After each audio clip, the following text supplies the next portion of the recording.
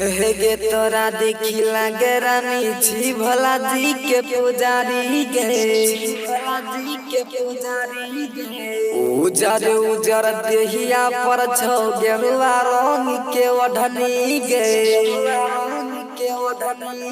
कमर में ई कमर में कोन जोहल भरल ई कमर में कमर में ई कमर में कोन जोहल भरल ई कमर में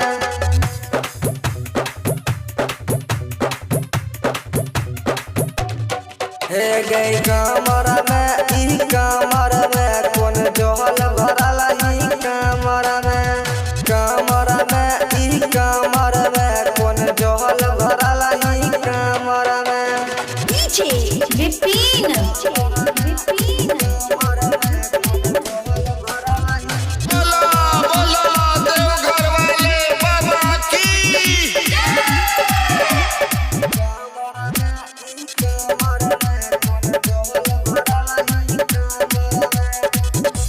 हेगे जय डगरिया से चलाई छी तू कामहर से झाल छिटकाई छौ देहिया में जब सटै छी बम बम के मन बम काई छौ कमर में ई कमर में कोन जोहल भरल ई कमर में कमर में ई कमर में कोन जोहल भरल ई कमर में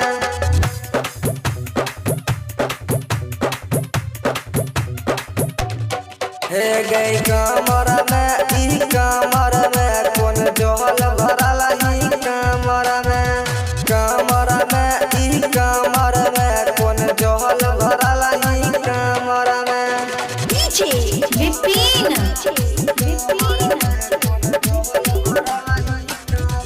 बोला बोला देवघर वाले बाबा की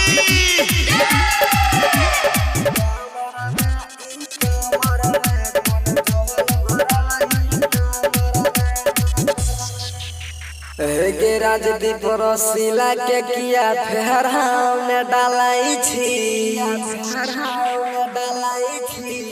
राइटर दिल खुश भैया के किया सच बात नहीं कहै छी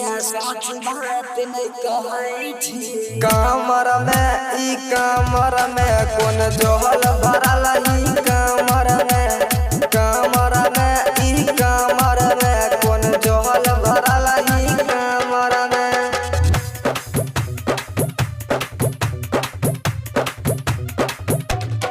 हे गई कमर में ई कमर में कोन जोहल भरल ई कमर में कमर में ई कमर में कोन जोहल भरल ई कमर में recording by Suman Sargam HD KPS Recording Studio, Resna Bazaar, Mधेपुरा।